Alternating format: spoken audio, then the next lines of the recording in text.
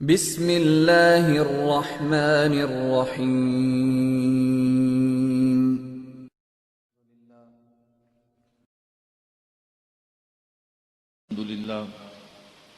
الحمد لله نحمده ونستعينه ونستغفره ونؤمن به ونتوكل عليه ونعوذ بالله من شرور أنفسنا ومن سيئات أعمالنا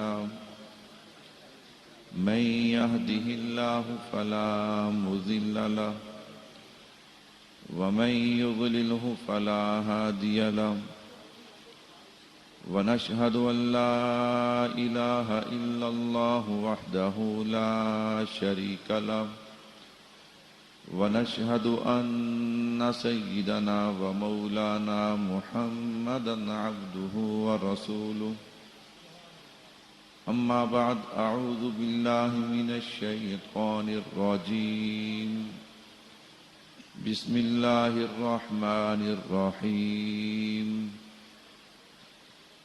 لو أنزلنا هذا القرآن على جبل لرأيته خاشعا متصدعا من خشية الله اللهم صل على محمد وعلى آل محمد كما صليت على إبراهيم وعلى آل إبراهيم إنك حميد مجيد اللهم بارك على محمد وعلى آل محمد كما باركت على إبراهيم وعلى آل إبراهيم إنك حميد مجيد۔ میرے نہایت ہی واجب الاحترام تشریف فرما عزیز علماء کرام اور دیگر عزیز بزرگوں دوستوں بھائیوں، جیسا کہ آپ حضرات کے علم میں ہے کہ آج کا یہ عظیم الشان پروگرام ہمارے مدرسے میں 2 بچوں نے قرآن پاک حفظ کیا، ان کے حفظ قرآن کے موقع پر، دستار بندی کے موقع پر آج کا یہ پروگرام ہے۔ اللہ رب العزت سے دعا ہے کہ اللہ پاک ان بچوں کا حفظ کرنا اپنی بارگاہ میں قبول و منظور فرمائے۔ اللہ پاک ان بچوں کی محنت اور ان کے اساتذہ کی محنت کو قبول کرتے ہوئے اس محنت کو دونوں جہان کے لیے فائدہ مند، نفع مند بنائے۔ اور میں اس کے ساتھ ساتھ ان بچوں کے والدین کو بھی مبارکباد پیش کرتا ہوں کہ اللہ پاک نے ان کے بچوں کو بہت بڑے اعزاز سے نوازا ہے کہ وہ قرآن جو اللہ نے امام الانبیاء صلی اللہ علیہ وسلم کے سینے پہ اتارا تھا، آج وہی قرآن ان بچوں کے سینوں میں محفوظ ہو چکا ہے۔ اس پر اللہ رب العزت کا شکر بھی ادا کرنا چاہیے اور اللہ تبارک و تعالیٰ سے مزید مانگنا چاہیے۔ اللہ جس طرح تو نے ہمارے بچوں کو حفظ قرآن کی دولت سے نوازا ہے، اسی طرح انہیں قرآن پاک پہ عمل کی بھی توفیق عطا فرما دیں۔ اور ان بچوں کے لیے بہت بڑی سعادت ہے، برادر مکرم حضرت مولانا محمد نواز صاحب دامت برکاتہم العالیہ ہمارے بڑے اچھے ساتھی ہیں، عظیم ساتھی ہیں، اور اللہ پاک نے ان کو بڑا اہم فن دیا ہے مناظرے کا۔ الحمدللہ ہماری جماعت عالمی اتحاد اہل سنت والجماعت کے یہ مرکزی عہدیداروں میں سے ہیں، اور آپ نے دیکھا کہ استاد محترم حضرت مولانا محمد الیاس گھومن صاحب دامت برکاتہم العالیہ لوگ 6 مہینے، سال 2 سال وقت لینے کو لگاتے ہیں، پھر جا کر ان کو وقت ملتا ہے۔ انہوں نے جمعے کے بعد رابطہ کیا، استاد جی نے کہا میں نے فیصل آباد آنا ہے، تو حضرت نے ان کو گزارش کی اور آپ نے دیکھا کہ استاد جی تشریف لائے۔ الحمدللہ اس میں ہم سب کی سعادت بھی ہے اور خصوصاً ان بچوں کی سعادت بھی ہے کہ جن کی دستار بندی فخر دیوبند متکلم اسلام استاد المناظرین حضرت اقدس حضرت مولانا محمد الیاس گھومن صاحب دامت برکاتہم العالیہ نے اپنے ہاتھوں سے فرمائی ہے۔ تو اللہ تبارک و تعالی ان بچوں کو اس بات کی اہمیت سمجھنے کی توفیق عطا فرمائے۔ میرے بھائیوں، ختم قرآن کا موقع ہے۔ عظمت قرآن کے حوالے سے میں آپ حضرات کے سامنے گفتگو کروں گا۔ ویسے تو مولانا نے مجھے فرمایا کہ آپ جس عنوان پہ چاہیں گفتگو کریں، لیکن موقع کی مناسبت سے چونکہ ختم قرآن کا موقع ہے، عظمت قرآن کے حوالے سے گفتگو کروں گا۔ اللہ سے دعا ہے اللہ مجھے شرح صدر کے ساتھ گفتگو کرنے کی توفیق عطا فرمائے۔ آپ حضرات سپیکر سے پریشان ہیں، سمجھ آ رہی ہے کہ نہیں آ رہی؟ ماشاءاللہ اونچے ہاتھ کھڑے کریں جن کو سمجھ آ رہی ہے ماشاءاللہ۔ یہ پیچھے والے حضرات کو سمجھ نہیں آ رہی، وہ ہاتھ نہیں کھڑے کر رہے، تو بھائی اس کو ٹھیک کرو، اس لیے کہ مقصد تو سننا اور سنانا ہے۔ اگر یہی مسئلہ حل نہ ہوا تو پھر آنے کا فائدہ کیا ہے؟ تو خیر، میں بلا تاخیر اپنی گفتگو کا آغاز کرتا ہوں۔ عظمت قرآن عنوان ہے۔ میں نے قرآن کریم سے ایک آیت مبارکہ پڑھی ہے۔ اس آیت مبارکہ پر میں ایک سوال باندھوں گا، ایک اعتراض آپ کے سامنے لا کر پھر اس سوال اور اعتراض کا جواب دوں گا۔ انشاءاللہ قرآن کا مقام بھی سمجھ میں آئے گا اور صاحب قرآن کا مقام بھی سمجھ میں آئے گا انشاءاللہ۔ لو انزلنا ھذا القرآن، اللہ رب العزت اعلان کرتے ہیں، میرا سوال سمجھنا، اگر سوال سمجھ آیا تو پھر جواب بھی سمجھ آئے گا۔ اللہ رب العزت فرماتے ہیں لو انزلنا ھذا القرآن علی جبل لرأیتہ خاشعا متصدعا من خشیۃ اللہ۔ اللہ فرماتے ہیں اگر میں اس قرآن کو پہاڑوں پہ نازل کرتا تو پہاڑ اس قرآن کی جلالت کو برداشت نہ کر سکتے، قرآن کی عظمت کو برداشت نہ کر سکتے اور پہاڑ ریزہ ریزہ ہو جاتے۔ سوال یہ ہے اللہ پہاڑ اتنا بڑا، اتنا طاقتور، اتنی قوت والا، اتنے بڑے وجود والا، اگر تیرا کلام اس پہاڑ پہ آتا پہاڑ ریزہ ریزہ ہو جاتے، لیکن ہمارا سوال یہ ہے کہ یہ معصوم بچے جن کا وجود بھی اتنا بڑا نہیں، جن کی طاقت بھی اتنی زیادہ نہیں، ان کے سینے میں الحم سے لے کے والناس تک سارا قرآن محفوظ ہو گیا، ان کے سینے کو کچھ نہیں ہوا۔ اللہ پہاڑ پہ آئے، پہاڑ ریزہ ریزہ ہوتا ہے، ان بچوں کے سینے میں آیا، ان کے سینے کو کچھ نہیں کہتا۔ آخر وجہ کیا ہے؟ اللہ فرماتے ہیں وجہ یہ ہے کہ اگر قرآن پہاڑوں پہ آتا، بغیر واسطے کے آتا، ان بچوں کے سینے میں آیا ہے تو محمد مصطفیٰ کے واسطے سے آیا ہے۔ میرے بھائیو توجہ کرنا، لو انزلنا ھذا القرآن، میں اس بات کو کھولنے سے پہلے قرآن پہاڑوں پہ آتا پہاڑ ریزہ ریزہ ہو جاتے۔ یہ قرآن اتنی عظمت والی کتاب ہے، اس قرآن کی عظمت کیا ہے، اس قرآن کا مقام کیا ہے؟ امام غزالی رحمت اللہ علیہ فرمایا کرتے تھے اگر اللہ آنکھیں دے تو آنکھوں سے 4 چیزیں دیکھو۔ حضرت وہ 4 چیزیں کون سی ہیں؟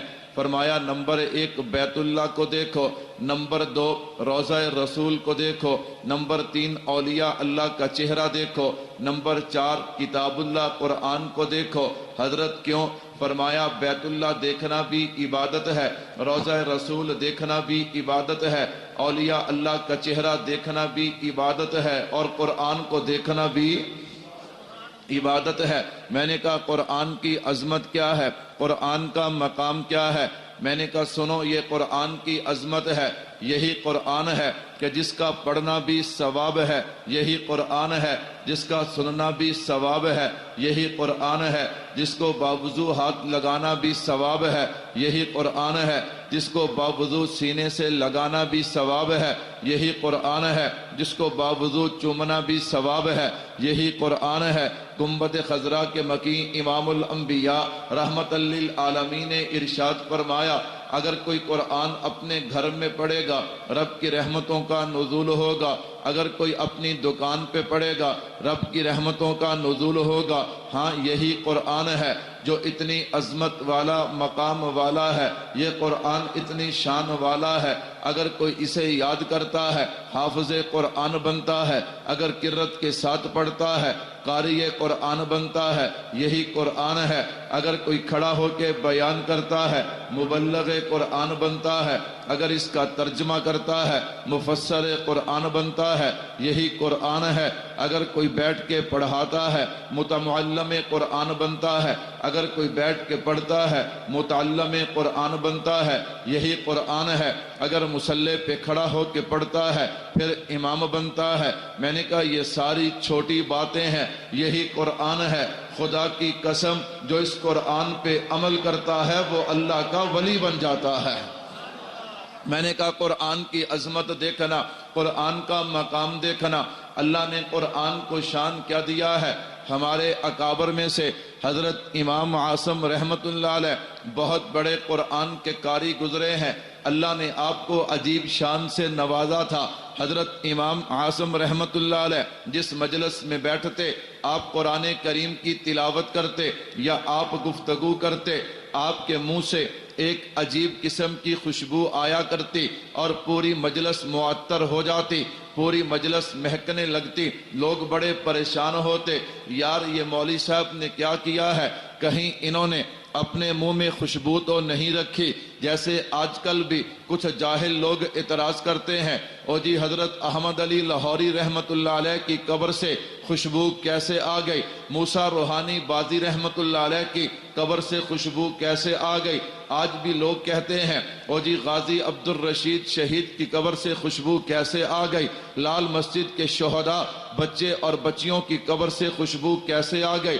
میں نے کہا جاہل تو نہیں جانتا، جو زبان ہر وقت قرآن پڑھے، جو زبان ہر وقت قرآن سے تر رہے، جو کان ہر وقت قرآن کی تلاوت سنے، جو نظریں ہر وقت قرآن و حدیث پہ جمی ہوئی ہوں، جن سینوں کے ساتھ ہر وقت قرآن لگے ہوئے ہوں، اگر وہ قبر میں نہیں اتر کے ان کے جسم مہکیں گے نہیں تو اور کیا ہوگا۔ خیر میں عرض کر رہا تھا حضرت امام اعظم، لوگوں کو شک گزرا کہ قاری صاحب جان بوجھ کے اپنے منہ میں کوئی چیز رکھتے ہیں، جب گفتگو کرتے ہیں تو مجلس معطر ہو جاتی ہے۔ ایک دن لوگوں نے پکڑ لیا، حضرت بتائیے کیا بات ہے، یہ آپ گفتگو کرتے ہیں یا قرآن پڑھتے ہیں، پوری مجلس خوشبو سے مہک جاتی ہے، وجہ کیا ہے؟ حضرت نے انکار، لوگوں کا اصرار۔ جب آپ نے دیکھا اب لوگ جان نہیں چھوڑتے، آپ نے کہا سنو پھر بات کیا ہے؟ کیا بات ہے؟ فرمایا ایک دن میں سویا، امام الانبیاء صلی اللہ علیہ وسلم کا دیدار نصیب ہوا۔ اللہ کے نبی نے فرمایا عاصم تو مجھے بڑا پیارا لگتا ہے۔ آقا کیوں؟ فرمایا تو صبح بھی قرآن پڑھتا اور پڑھاتا ہے، تو دوپہر بھی قرآن پڑھتا اور پڑھاتا ہے، تو شام بھی قرآن پڑھتا اور پڑھاتا ہے، 24 گھنٹے تیری ایک ہی فکر ہے، تو بچوں کو قرآن پڑھاتا ہے، خود بھی 24 گھنٹے قرآن کی تلاوت کی فکر میں رہتا ہے، تو مجھے بہت پیارا لگتا ہے، میرا دل چاہتا ہے کہ میں تیرے چہرے پہ بوسہ دوں۔ امام الانبیاء آگے بڑھے، آقا نے میرے چہرے پہ بوسہ دیا، ادھر آقا نے بوسہ دیا، ادھر اللہ نے میرے چہرے سے خوشبو کو مہکا دیا۔ میں نے کہا یہ بھائی قرآن ہے، سنو قرآن کی عظمت کیا ہے۔ ختم قرآن کی مجلس ہے، قرآن کے فضائل سننا۔ اللہ نے قرآن کو عظمت کیا دی ہے، اللہ نے قرآن کو شان اور مقام کیا دیا ہے، علماء نے واقعات نقل کیے ہیں۔ بھائیو قرآن، یہ قرآن کتنی عظمت والی کتاب ہے۔ حضرت امام شافعی رحمت اللہ علیہ بہت بڑے مجتہد اور فقیہ گزرے ہیں۔ حضرت امام شافعی کے پاس ایک آدمی آیا، آ کر سوال کرنے لگا، کہتا حضرت میں نے آپ سے مسئلہ پوچھنا ہے۔ بھائیو توجہ رکھنا، مسئلہ پوچھنا ہے، پوچھ کیا مسئلہ ہے؟ کہا حضرت میرا جواب دینے سے پہلے ایک بات ذہن نشین کر لیجئے۔ کیا بات ہے؟ کہتا یہ مسئلہ میں کئی علماء سے پوچھ کر آیا ہوں۔ حضرت نے کہا اچھا چل پوچھ کیا مسئلہ ہے؟ اس نے کہا جی مسئلہ یہ ہے، میرا نکاح ہوا، شادی ہوئی، عرصہ تک میرے ہاں اولاد نہیں، عرصہ کے بعد اللہ نے مجھے بیٹی عطا کی ہے۔ جب اللہ نے مجھے بیٹی عطا کی میں جوش میں آیا، ہوش کھو بیٹھا، میں نے بڑی عجیب قسم کی قسم اٹھائی ہے، کیا قسم اٹھائی؟ میں نے قسم یہ اٹھائی اللہ جب یہ میری بیٹی جوان ہوگی میں اس کا نکاح کروں گا، اسے جہیز میں دونوں جہان کی دولت دوں گا، اگر دونوں جہان کی دولت نہ دے سکا تو میری بیوی کو 3 طلاق۔ اللہ اکبر، توجہ کرنا حنفیوں، تین طلاق میں نے یہ قسم اٹھائی ہے۔ اچھا اب کیا مسئلہ ہے؟ کہتا جی مسئلہ یہ ہے بیٹی جوان ہو گئی ہے، اگر نکاح نہیں کرتا گنہگار ہوتا ہوں، اگر نکاح کروں تو بیوی کو طلاق ہوتی ہے۔ کہا کیوں؟ فرمایا میں نے جو قسم اٹھائی ہے کہ بیٹی کو نکاح کروں، دونوں جہان کی دولت جہیز میں دوں، اب دونوں جہان کی دولت کہاں سے لاؤں؟ اگر دونوں جہان کی دولت نہیں دیتا تو بیوی کو کیا ہوتا ہے؟ میں کہا چھاڑ یار 3 ایک ہندیاں نے روڑا ہی کوئی نہیں، 3 کیا ہوتی ہیں؟ 1 ہوتی ہیں۔ اس نے کہا مولوی صاحب یہ تم نے 14ویں صدی میں مسئلہ نکالا ہے، ہمارے ہاں یہ مسئلہ نہیں ہے۔ میں نے کہا پتہ چلا ان کا بھی نظریہ یہ تھا کہ 3 کیا ہوتی ہیں؟ 3 ہوتی ہیں۔ میں نے کہا بھائی چاروں ائمہ کے ہاں 3 ہوتی ہیں، پوری امت کا اس پہ اجماع ہے سوائے قادیانی اور شیعہ کے، یہ 3 کو 3 نہیں مانتے، وگرنہ پوری امت کا اس بات پہ اجماع ہے کہ ایک مجلس کی 3 طلاقیں 3 ہوتی ہیں، اس لیے وہ بیچارہ پریشان ہے۔ حضرت امام شافعی رحمت اللہ علیہ مسکرائے، کہا بھائی جا کر بیٹی کے نکاح کے دن مقرر کر دے، تیری بیوی کو طلاق بھی نہیں ہوگی، تیری بیٹی کا نکاح بھی ہوگا۔ اس نے کہا مولوی صاحب میں نہیں مانتا، میں کئی علماء کے پاس گیا، انہوں نے کہا طلاق ہوگی، آپ کہتے نہیں ہوگی۔ میں نے کہا تو سمجھا نہیں ہے، عام عالم اور ہوتا ہے، فقیہ اور مجتہد اور ہوتا ہے، عام مولوی اور چیز ہے، فقیہ اور مجتہد اور چیز ہے، اور میں قربان جاؤں ان 4 اماموں میں سے جو امام اعظم ہے وہ میرے اور آپ کے امام ہیں۔ میں اس عنوان کو نہیں چھیڑتا، پھر موقع ملا اس عنوان کو چھیڑیں گے۔ میں موقع کی مناسبت سے مولانا کا مدرسہ ہے اس لیے میں آپ حضرات کو ذہن دینا چاہتا ہوں کہ قرآن کی عظمت کیا ہے، وگرنہ یہ عنوان تو ہمارے دن رات کا عنوان ہے، اس عنوان پہ تو دن رات گفتگو ہوتی ہے۔ اور میں ایک جملہ کہتا ہوں، میں جناب والا خوشامد کے لیے نہیں کہتا، حضرت استاد جی نے ہمیں ایک بات سکھائی اور سمجھائی ہے کہ جو حقیقت ہے اسے کہو، جو سچ ہے اسے کہو۔ میں نے کہا دن رات ہمارے عنوانات یہی ہیں، ہم مسلک کے حوالے سے گفتگو کرتے ہیں، لیکن یاد رکھو جب کوئی آدمی ہم سے مناظرے کی بات کرتا ہے پھر ہم کیا کہتے ہیں؟ میں کہتا ہوں میں جماعت کا خطیب ہوں، میں جماعت کا کارکن ہوں، اگر مناظرہ کریں گے تو انشاءاللہ مولانا نواز صاحب کریں گے انشاءاللہ۔ کون کرے گا جی؟ مولانا نواز صاحب۔ یہ بات میں نے آپ کو خوشامد کے لیے نہیں، میں نے صرف اس لیے کہ اللہ نے یہ آپ کو کتنا قیمتی انسان دیا ہے، اس سے کام بھی لیں، اور یہ جو کام کر رہے ہیں ان کے ہم نوا بھی ہو جائیں۔ ان کو پوچھیں مولانا آپ جو مسلک کا دفاع کر رہے ہیں آپ کو کس چیز کی ضرورت ہے، آپ کی ضروریات کیا ہیں، آپ ضروریات سے بے نیاز ہو جائیں، آپ بس ٹک کے مسلک کا کام کریں، مسلک کا دفاع کریں، انشاءاللہ العزیز پھر اس کے رزلٹ ہی کچھ اور ہوں گے۔ خیر میں عرض کر رہا تھا حضرت امام شافعی رحمت اللہ علیہ نے فرمایا کہ بھائی جا تیری بیٹی کا نکاح بھی ہوگا، تیری بیوی کو طلاق بھی نہیں ہوگی۔ میں قرآن کی عظمت بتا رہا تھا، اس نے کہا مولوی صاحب ایسے بات نہیں بنے گی۔ میں کئی علماء کے پاس گیا، انہوں نے کہا بیٹی کا نکاح کرے گا، دونوں جہان کی دولت دے نہیں سکتا، بیوی کو طلاق ہو جائے گی۔ حضرت امام شافعی سمجھ گئے یہ ایسے نہیں مانے گا، آپ اندر گئے، اندر سے قرآن پاک اٹھا کے لائے اور کہا جب بیٹی کو رخصت کرنے لگے یہ قرآن پاک جہیز میں دے دینا، اس لیے کہ اللہ نے اس قرآن کو دونوں جہان کی دولت بنا کے اتارا ہے۔ میں نے کہا بھائی خوش بخت ہیں وہ والدین جنہوں نے اپنے بچوں کو دونوں جہان کی دولت دی ہے، جنہوں نے اپنے بچوں کے سینے میں قرآن کریم محفوظ کروایا۔ یہ قرآن کتنی عظمت والی کتاب ہے، اس قرآن کو اللہ نے کیا شان دی ہے، اس قرآن کو اللہ نے کیا مقام دیا ہے۔ حضرت بشر بن حارث رحمت اللہ علیہ یہ بڑے اللہ والے گزرے ہیں۔ عجیب بات ہے، اللہ کا نظام ہوا کرتا ہے، اللہ نے آپ کو دین بھی بہت عطا کیا، اللہ نے آپ کو دنیا کا مال بھی بہت عطا کیا۔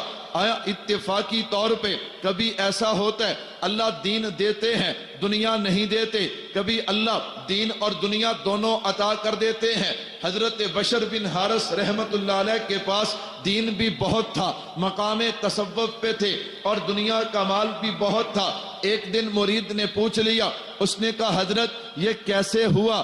آپ کے پاس دین بھی ہے، آپ کے پاس دنیا بھی ہے، یہ دونوں چیزیں کیسے ممکن ہو گئیں؟ حضرت نے کہا بھائی اس میں میرا تو کوئی کمال نہیں ہے، حضرت کوئی محنت تو کی ہوگی، کوئی چلہ تو کاٹا ہوگا، کوئی کوشش تو کی ہوگی۔ حضرت نے فرمایا کوئی کوشش نہیں، یہ صرف اللہ کا کرم ہے۔ حضرت یہ کرم کیسے ہوا؟ فرمایا میں تو غافل انسان تھا، میں تو غفلت کی زندگی گزارتا تھا۔ ایک دن میں راستے سے جا رہا تھا، میری حالت یہ تھی کہ دنیا کے مال کے حوالے سے 1 روپیہ بھی میری جیب میں نہیں ہوتا، میں کوئی چیز خرید لیتا، اور رہا دنیا دین کے حوالے سے مجھے کسی بات کا علم نہیں تھا۔ میں جا رہا تھا، میں نے راستے میں ایک کاغذ کا ٹکڑا دیکھا، مجھے قرآن کریم کا حصہ محسوس ہوا، میں نے اٹھا لیا، میں نے اٹھا کے اسے صاف کیا، صاف کرنے کے بعد چوما ہے، چوم کر جیب میں ڈال لیا، لیکن میرا دل مطمئن نہ ہوا۔ میں عطار کی دکان پہ گیا، میں نے وہاں سے خوشبو خریدی اور میں نے قرآن کریم کی اس آیت پہ خوشبو لگائی ہے، اللہ کے نام پہ خوشبو لگائی ہے۔ میں گھر جا کے لیٹ گیا، اللہ تبارک و تعالیٰ کی طرف سے الہام ہوتا ہے، اے بشر اگر تو نے ہمارے نام کو معطر کیا ہے ہم تجھے دونوں جہاں میں معطر کر دیں گے، ہم تجھے دونوں جہاں میں معطر کر دیں گے۔ بھائیو یہ قرآن ہے، یہ قرآن کتنی عظمت والی کتاب ہے، علماء نے حدیث مبارکہ نقل کی ہے۔ توجہ کرنا بھائی، جب یہ قرآن پڑھنے والا بچہ اپنے گھر سے نکلتا ہے، ایک قدم اٹھاتا ہے، اپنے مکتب کی طرف جاتا ہے، مدرسے کی طرف جاتا ہے، اللہ ایک قدم اٹھانے پہ اسے 3 نیکیاں عطا کرتے ہیں، 3 اجر عطا کرتے ہیں، 3 نعمتیں اور سعادتیں عطا کرتے ہیں۔ وہ 3 سعادتیں کون سی ہیں؟ فرمایا ایک قدم اٹھاتا ہے، اللہ ہر قدم پہ جنت میں ایک شہر اس کے نام کا آباد کرتے ہیں۔ بھائیو ایک گھر نہیں، ایک کمرہ نہیں، ایک محل نہیں، ایک شہر اللہ جنت میں تعمیر کرتے ہیں۔ توجہ رکھنا، فرمایا یہ ایک قدم اٹھاتا ہے، اللہ ایک قدم پہ 1 سال کی عبادت کا ثواب عطا کرتے ہیں۔ توجہ کرنا بھائیو، ہاں جن کے بچے گھر سے قرآن پڑھنے نکلتے ہیں وہ کتنے سعادت مند ہیں، وہ کتنے نیک بخت ہیں۔ ہاں ایک قدم اٹھایا، ایک قدم پہ اللہ ایک شہر جنت میں آباد کرتے ہیں، ایک قدم پہ اللہ 1 سال کی عبادت کا ثواب عطا کرتے ہیں۔ اور فرمایا یہ طالب علم جس جگہ پہ زمین کے جس حصے پہ چل کے جاتا ہے وہ زمین کے حصے اس کے لیے استغفار کی دعا کرتے رہتے ہیں۔ اندازہ کرو بھائیو، بچہ گھر سے مدرسے تک روزانہ کتنے قدم اٹھا کے جاتا ہے، اللہ کتنی نعمتیں، اللہ کتنی سعادتیں عطا کرتے ہیں۔ توجہ کرنا بھائی، آپ نے یہ روایت پہلے بھی سنی ہوگی، توجہ کیجئے کہ جب حافظ قرآن اپنے گھر سے نکلتا ہے تو نورانی فرشتے اس کے قدموں کے نیچے اپنے پر بچھاتے ہیں۔ میں نے کہا امام غزالی رحمت اللہ علیہ نے حدیث مبارکہ نقل کی ہے، ان الفاظ کے ساتھ یہ جو فرشتے پر بچھاتے ہیں یہ یوں پر نہیں بچھاتے، یہ حصول برکت کے لیے۔ اب سمجھو فرشتے نوری مخلوق ہیں، اللہ اکبر، ہر وقت اللہ کی اطاعت میں، اللہ کی عبادت میں مصروف ہے۔ ابھی میرے استاد تشریف لائے، میں بھی بھاگا، مولانا نواز صاحب بھی بھاگے، یہ کہتے جوتا میں اٹھاؤں، میں نے کہا جوتا میں اٹھاؤں، کیوں؟ اس لیے یہ جوتا اٹھانا حصول سعادت کے لیے ہے کہ میرے استاد کا جوتا ہے، آپ کے پیر صاحب آ جائیں، آپ بھاگ کے جوتا اٹھاتے ہیں کہ ہمارے پیر صاحب ہیں، جوتا اٹھاؤں گا سعادت حاصل ہوگی۔ میں نے کہا اب دیکھو بچہ تیرا ہے، آسمانوں سے فرشتے بھاگتے ہیں، آ کر تیرے بچے کے قدموں کے نیچے اپنے نورانی پر بچھا دیتے ہیں حصول برکت کے لیے، حصول سعادت کے لیے۔ میں نے کہا کیا قدر ہے تیرے بچے کی کیا عظمت ہے، تیرے بچے کی یہ بات میری نہیں ہے، یہ بات تیری نہیں ہے، یہ بات امام الانبیاء کی ہے۔ اور ہمارا نظریہ ہے سارا جہان غلط ہو سکتا ہے لیکن مصطفیٰ کا فرمان غلط نہیں ہو سکتا۔ بھائی کیسی عظمت ہے، کیسی سعادت ہے، تیرا بچہ جو گھر سے نکلتا ہے، میں نے کہا ایم این اے نکلے فرشتے سلام نہیں کرتے، ایم پی اے نکلے فرشتے سلام نہیں کرتے، فوج کا افسر نکلے فرشتے سلام نہیں کرتے، پولیس کا افسر نکلے فرشتے سلام نہیں کرتے، جج اور وکیل نکلے سلام نہیں کرتے۔ پھر مجھے کہنے دے تیرے سارے ایم این اے ایک طرف ہیں، تیرے سارے ایم پی اے ایک طرف ہیں، تیرے سارے جج ایک طرف ہیں، تیرے سارے انجینئر ایک طرف ہیں، تیرے سارے دنیا دار ایک طرف ہیں، یہ حافظ قرآن ایک طرف ہے۔ کیوں؟ اس لیے کہ جب وہ نکلتے ہیں تو فرشتے پر نہیں بچھاتے، جب یہ نکلتا ہے فرشتے پر بچھاتے ہیں۔ پھر بتاؤ نیک بخت یہ ہے، سعادت مند یہ ہیں یا وہ ہیں؟ ان کو تو سلام کرتے ہو، ان کو تو سلام کرتے ہو، لیکن یہ بھی کہتے ہو یار ملک سارا روڑا مولویوں نے پایا۔ کنہوں نے پایا؟ میں نے کہا نہ تجھے غلط کسی نے کہا۔ اگر یہ علماء نہ ہوتے، یہ حفظ کرنے والے بچے نہ ہوتے، یہ قرآن پڑھنے پڑھانے والے نہ ہوتے، تیرے ملک کا کب سے نام و نشان مٹ جاتا۔ اگر یہ جناب ملک سلامت ہے ان دین والوں کی وجہ سے، ان قرآن والوں کی وجہ سے سلامت ہے۔ خیر میں تبصرہ نہیں کرتا، بغیر تبصرے کے گفتگو کرتا ہوں۔ میں فضائل سنا رہا تھا کہ قرآن کے فضائل کیا ہیں، قرآن کی عظمت کیا ہے۔ قرآن پڑھنے والے بچوں کی بات چلی، سن یہ قرآن پڑھنے والے جو بچے ہیں ان کی عظمت اور شان کیا ہے۔ حضرت با یزید بستامی رحمت اللہ علیہ بہت بڑے اللہ والے ہیں، اللہ اکبر۔ ان کو اللہ نے مقام تصوف کے میدان میں بہت بڑا مقام عطا کیا۔ یہ حضرت با یزید بستامی کون ہے؟ جو حضرت مجدد کے بھی شیخ ہیں، اتنا بڑا انسان ہے۔ یوں مجلس لگی ہوئی، ایک مرید کھڑا ہو گیا، مرید نے کھڑے ہو کے حضرت کے فضائل بیان کرنے شروع کر دیے کہ میرے پیر صاحب بڑی عظمت والے، میرے پیر صاحب بڑی شان والے، جن کا اللہ کے ساتھ قرب زیادہ ہوتا ہے ان پہ پکڑ بھی ویسی ہوتی ہے۔ اب یہ مرید تعریف کر رہا ہے، حضرت خاموش بیٹھے ہیں، مجلس ختم ہوئی، حضرت اپنے حجرے میں چلے گئے، اللہ اللہ شروع کی ہے، لیکن وہ دل کی کیفیات جو روحانیات تھی وہ ختم ہو چکی ہیں۔ حضرت بڑے پریشان ہو گئے۔ کیوں؟ اس لیے ہم دیوبند والوں کا نظریہ ہے اللہ کا ولی سب کچھ برداشت کر سکتا ہے لیکن اللہ کا نام نہیں چھوڑ سکتا، وہ تلاوت قرآن نہیں چھوڑ سکتا، وہ نماز نہیں چھوڑ سکتا، وہ حلال حرام کا پابند ہوتا ہے، وہ پردے کا پابند ہوتا ہے۔ ہاں جو اللہ کا ولی ہوتا ہے وہ قرآن پڑھنے والا ہوتا ہے۔ کیوں؟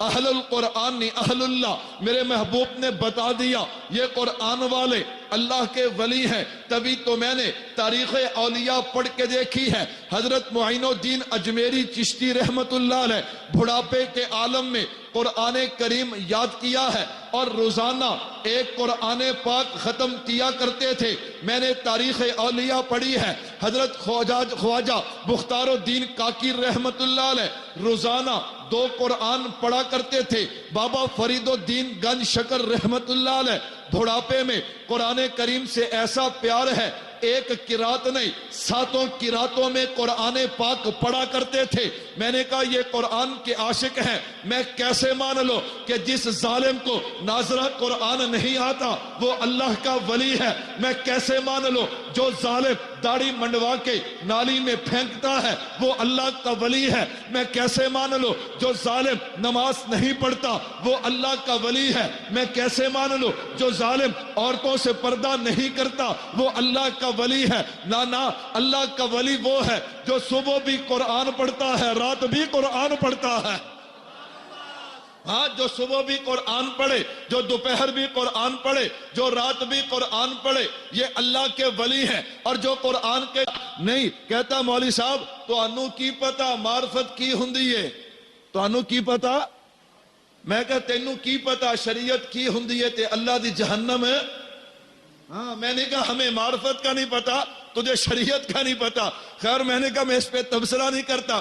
پھر لوگ ناراض ہوتے ہیں۔ میں نے کہا ناراض نہ ہوا کرو، ہم آپ کی عزت بھی بچاتے ہیں، آپ کا مال بھی بچاتے ہیں۔ روز اخبار پڑھتے ہو نا، یہ بے نمازی پیر، یہ قرآن نہ پڑھنے والا پیر، یہ عورتوں سے پردہ نہ کرنے والا پیر، اور تم تو احترام کرتے ہو یہ اللہ کا ولی ہے، لیکن یہ ظالم تیرا مال بھی خراب کرتا ہے، تیری عزت بھی خراب کرتا ہے۔ اس لیے ہم ولیوں کے منکر نہیں۔ میں نے کہا ولی ماننا ہے، ہم سلام پیش کرتے ہیں خواجہ معین الدین اجمیری چشتی کو، ہاں اگر ولی ماننا ہے حضرت احمد علی لاہوری کو مان، بابا فرید الدین گنج شکر رحمت اللہ علیہ کو مان۔ میں نے کہا پیر ماننا ہے، دیکھ جا کر جامعہ عبیدیہ میں تجھے حضرت شاہ جی نظر آئیں گے جو قرآن کے مفسر اور حدیث پڑھانے والے ہیں۔ میں نے کہا ہاں اللہ نے ہمیں بزرگ دیے ہیں، ہم اللہ کے ولیوں کو مانتے بھی ہیں، ان کی بیعت بھی ہم بیعت بھی کرتے ہیں اور ولیوں کو مانتے بھی ہیں۔ خیر بات دور نکلی،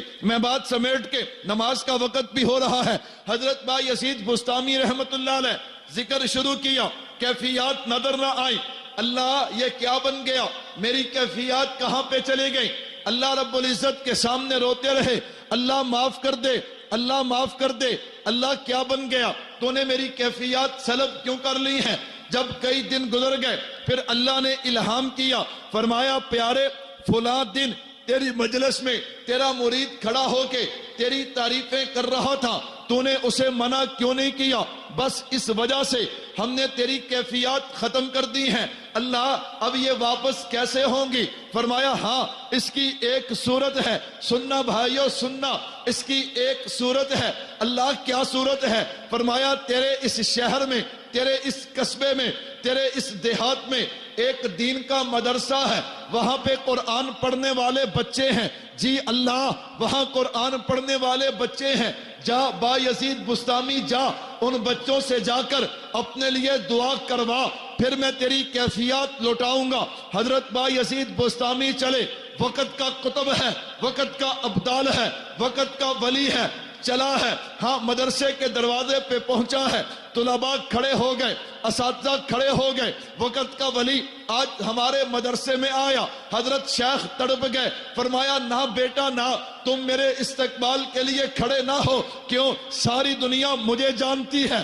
میں تمہیں جانتا ہوں، ساری دنیا دعا کروانے کے لیے میرے پاس آتی ہے، مجھے حکم ہوا ہے میں دعا کروانے کے لیے تمہارے پاس جاؤں۔ بھائیو حضرت آئے، یوں بچوں کو اپنے ارد گرد بٹھا لیا، کہا بیٹا اٹھاؤ ہاتھ، اٹھاؤ ہاتھ، وقت کے ولی کے لیے آج اللہ سے دعا کرو۔ میں نے کہا اسی کو تو قرآن کہتا ہے، لو انزلنا ھذا القرآن علی جبل لرأیتہ خاشعا متصدعا من خشیۃ اللہ۔ یہ قرآن اتنی عظمت والا ہے، لیکن اللہ یہ پہاڑوں پہ آئے تو ریزہ ریزہ ہوتے ہیں، ان بچوں کے سینے میں آیا، یہ بچے تو بڑے ہیں، میں نے ان سے چھوٹے بچے بھی دیکھے ہیں کہ جن کے سینے میں الحمد سے والناس تک سارا قرآن محفوظ ہے۔ اللہ ان بچوں کے سینوں کو کیوں کچھ نہیں ہوتا؟ فرمایا وہاں آتا، بغیر واسطے کے آتا، ان کے سینے میں آیا ہے تو محمد مصطفیٰ کے واسطے سے آیا ہے۔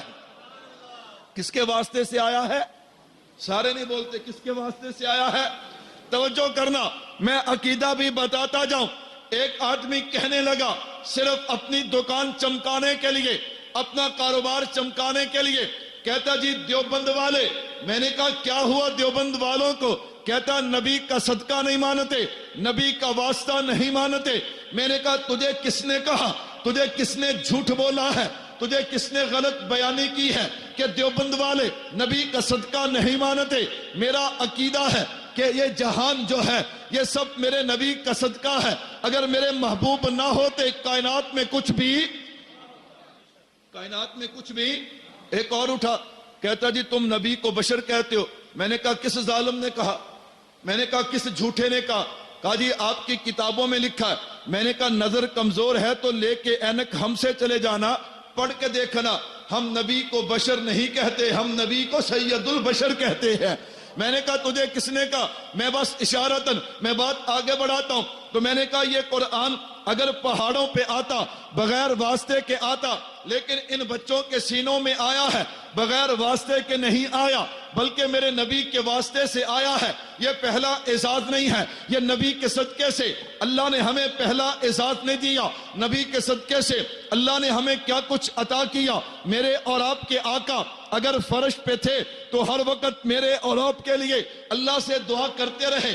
اگر میرے نبی اگر اللہ کی ملاقات کے لیے عرش پہ پہنچے ہیں، وہاں جا کر بھی میرے اور آپ کے محبوب ہمیں بھولے نہیں ہیں۔ اللہ نے اپنے محبوب کو دیدار کروایا، فَكَانَ قَابَ قَوْسَيْنِ أَوْ أَدْنَىٰ ثُمَّ دَنَا فَتَدَلَّىٰ فَكَانَ قَابَ قَوْسَيْنِ أَوْ أَدْنَىٰ۔ اللہ نے سارے پردے ہٹا کے اپنے محبوب کو جو دیدار کروایا، اللہ نے پیار میں آ کے پوچھا، میرے محبوب، جب کوئی محبوب اپنے محب کو ملنے جاتا ہے پھر کوئی نہ کوئی تحفہ لے کے جاتا ہے، کوئی نہ کوئی ہدیہ لے کے جاتا ہے، تو جو مجھ سے ملنے کے لیے آیا تو میرے لیے کیا لے کے آیا؟ میرے محبوب جانتے تھے اللہ کو مال کی ضرورت نہیں، اللہ عبادت کو پسند کرتے ہیں۔ میرے محبوب نے کمال کر دیا۔ میرے محبوب نے کیا کہا؟ میرے محبوب نے کہا التحیات للہ والصلوات والطیبات۔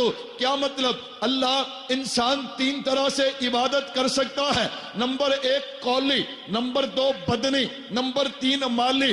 اللہ میری قولی عبادت بھی تیرے لیے، اللہ میری بدنی عبادت بھی تیرے لیے، اللہ میری مالی عبادت بھی تیرے لیے۔ کیوں؟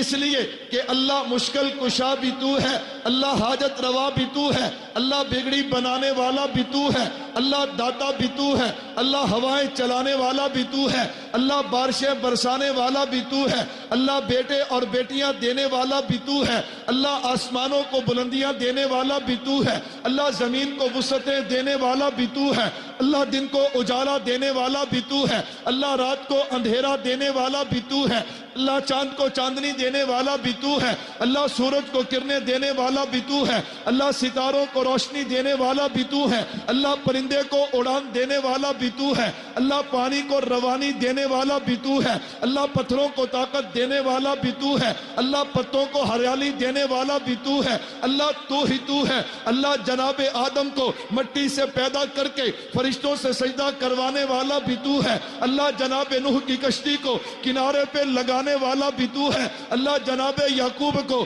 نظر دینے والا بھی تو ہے، اللہ جناب یوسف کو کنویں سے اٹھا کے مصر کا تاج دینے والا بھی تو ہے، اللہ جناب یونس کو مچھلی کے پیٹ میں زندہ رکھنے والا بھی تو ہے، اللہ جناب صالح کے کہنے پہ پتھروں سے اونٹنی کو پیدا کرنے والا بھی تو ہے، اللہ جناب ابراہیم کو آگ سے زندہ باہر نکالنے والا بھی تو ہے، اللہ جناب اسماعیل کی ایڑیوں سے آب زمزم کو جاری کرنے والا بھی تو ہے، اللہ جناب موسیٰ کے لیے دریاؤں میں راستے بنانے والا بھی تو ہے، اللہ جناب عیسیٰ کو زندہ آسمانوں پہ اٹھانے والا بھی تو ہے، اللہ تو ہی تو ہے، اللہ تو ہی تو ہے۔ جب تو ہی تو ہے پھر تیرا محبوب اعلان کرتا ہے التحیات للہ والصلوات والطیبات، اللہ قولی عبادت بھی تیرے لیے ہے، صرف اور صرف یا اللہ مدد، باقی سب شرک و بدعت۔ اللہ جب تو ہی تو ہے، اللہ رکوع کے قابل بھی تو ہے، اللہ سجدے کے لیے بھی تو ہے، اللہ نظر و نیاز بھی تیرے لیے ہے۔ جب میرے اللہ نے دیکھا میرے محبوب نے کمال کر دیا، فوراً کہا السلام علیکہ ایھا النبی ورحمت اللہ وبرکاتہ۔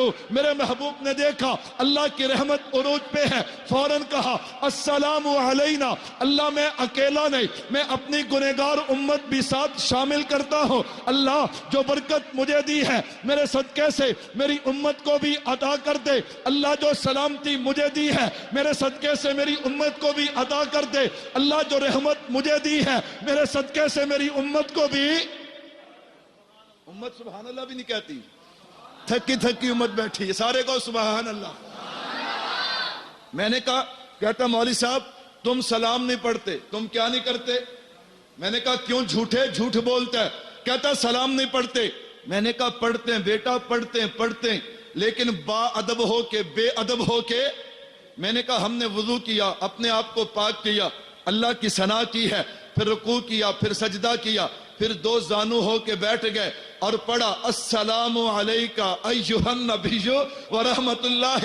میں نے کہا بھائی فرق اتنا ہے، تو انسان کا بنایا ہوا پڑھتا ہے، میں رحمان کا بنایا ہوا پڑھتا ہوں۔ ہاں میں نے کہا فرق صرف اتنا ہے، تو انسان کا بنایا پڑتا ہے، میں رحمان کا بنایا پڑتا ہوں۔ تو بھائی میں عرض کر رہا تھا یہ پہلی سعادت نہیں ہے، نبی کے صدقے سے اللہ نے ہمیں کیا کچھ عطا کیا، اگر میں اس پہ گفتگو کروں یہ مستقل عنوان ہے۔ میں آخری بات دے کے بات ختم کرتا ہوں۔ میں نے کہا یہ قرآن کتنی عظمت والا، تو میں عرض کر رہا تھا کہ اگر پہاڑوں پہ آتا، بغیر واسطے کے آتا، حضور کے سینے پہ آیا ہے تو محمد مصطفیٰ کے اس بچے کے سینے میں آیا ہے تو محمد مصطفیٰ کے۔ اور یہ قرآن کتنی عظمت والی کتاب ہے۔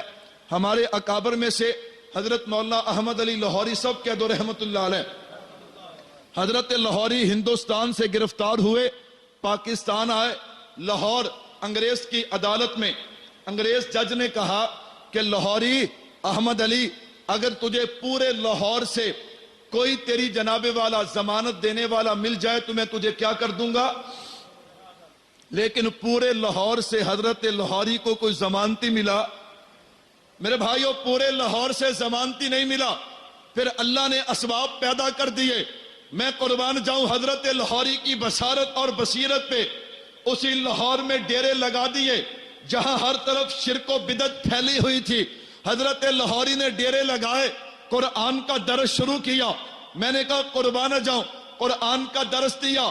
پھر جناب والا جب حضرت کا جنازہ اٹھا 1966 میں 62 میں جب حضرت کا جنازہ اٹھا تو جنازہ پڑھنے والے 2-4 نہیں 1 لاکھ افراد تھے۔ میں نے کہا وہی لاہور جہاں ایک آدمی ضمانتی نہیں ملتا، جب قرآن پھیلایا ہے، جب قرآن کی روشنی پھیلائی ہے، پھر لوگوں نے حضرت کا جنازہ دیکھ کر توبہ کی ہے۔ تو بھائی میں عرض کر رہا تھا اللہ یہ قرآن پہاڑوں پہ آتا ریزہ ریزہ ہو جاتے، فرمایا اس بچے کے سینے میں آیا۔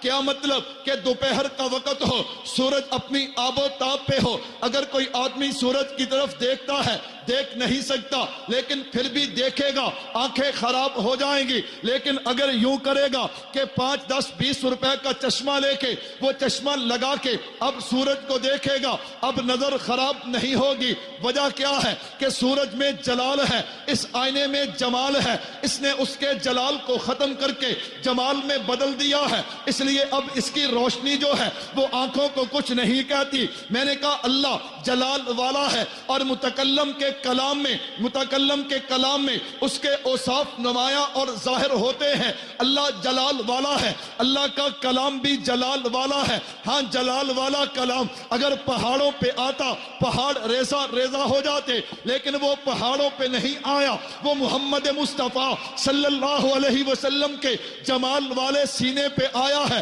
وہ جلال والا کلام اس جمال والے سینے پہ آیا ہے، تبھی تو صحابہ فرماتے ہیں جب جبرائیل امین وحی لے کے آتے یوں محسوس ہوتا بہت ساری شہد کی مکھیوں کی آواز ہے، یوں محسوس ہوتا الجرس یعنی گھنٹی کی آواز ہے۔ وہ جلال والا کلام جب جمال والے سینے پہ آیا ہے، پھر جمال والے سینے سے ہوتا ہوا میرے نبی کی زبان سے نکلا ہے، پھر انداز یہ بنتا ہے الحمدللہ رب العالمین الف لام میم ذالک الکتاب۔ ہاں میرے بھائی اگر وہ ڈائریکٹ آتا پہاڑ بھی ریزہ ریزہ ہو جاتے، اب نبی کے سینے سے آیا ہے تو بچے کے سینے کو کچھ کہتا ہی نہیں۔ اللہ سے دعا ہے اللہ مجھے اور آپ کو اپنے بچوں کو قرآن پاک پڑھانے کی توفیق عطا فرمائے۔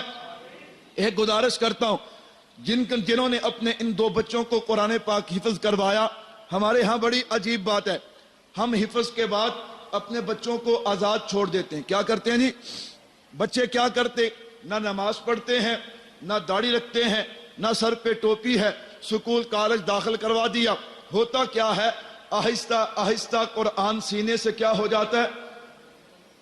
اب کیا ہے حدیث مبارکہ میں آتا ہے یا تو کل قرآن تمہارے لیے سفارش کرے گا یا تمہاری مخالفت کرے گا۔ اللہ اس نے مجھے یاد کیا، یاد کرنے کے بعد میرے اوپر عمل نہیں کیا، اس نے مجھے چھوڑ دیا، تو بھی آج اس کو چھوڑ دے۔ تو بھائی کتنی محنت سے قرآن یاد کیا ہے۔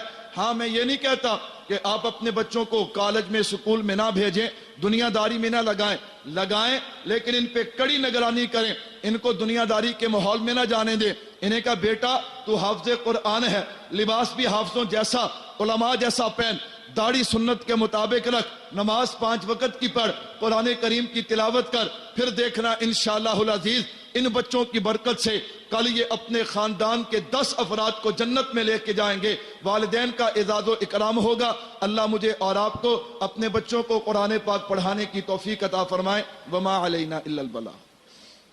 بسم اللہ الرحمن الرحیم۔ اللہم صلی علی محمد وعلی آل محمد کما صلیت علی ابراہیم وعلی آل ابراہیم انک حمید مجید۔ اللہم بارک علی محمد وعلی آل محمد کما بارکت علی ابراہیم وعلی آل ابراہیم انک حمید مجید۔ الحمدللہ رب العالمین والعاقبۃ للمتقین والصلاة والسلام علی رسولہ الکریم۔ ربنا ظلمنا انفسنا وان لم تغفر لنا وترحمنا لنکونن من الخاسرین۔ الہی گنہگار ہیں، خطا کار ہیں، سیاہکار ہیں، ذلت میں ڈوبے ہوئے، تو رحمان ہے، رحیم ہے، کریم ہے۔ یا اللہ ہمارے گناہوں کو معاف فرما، یا اللہ ہماری خطاؤں کو معاف فرما۔ یا اللہ جتنے دوست پریشان ہیں سب کی پریشانیاں دور فرما۔ یا اللہ کو رزق کی وجہ سے پریشان ہے اسے حلال رزق عطا فرما، جس کے پاس ہے اس میں برکتیں عطا فرما۔ یا اللہ جو اولاد کی وجہ سے پریشان ہیں انہیں نورینہ اولاد عطا فرما، جن کے پاس ہے اسے نیک اور فرما بردار بنا۔ یا اللہ جتنے بیمار ہیں، کوئی روحانی بیمار، کوئی جسمانی بیمار، سب بیماروں کو شفا عطا فرما۔ یا اللہ ہمارے جتنے رشتہ دار، عزیز و اقارب، دوست احباب، استاد اس دنیا سے جا چکے ہیں، تمام کی قبروں کو جنت کا باغ بنا، آخرت کی منزلوں کو آسان فرما۔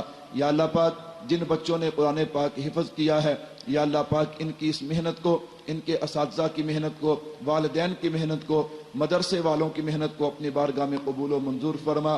ان بچوں نے قرآن پاک حفظ کیا، انہیں اسی طرح انہیں مکمل یاد کر کے پھر اس قرآن پاک پر عمل کرنے کی توفیق عطا فرما۔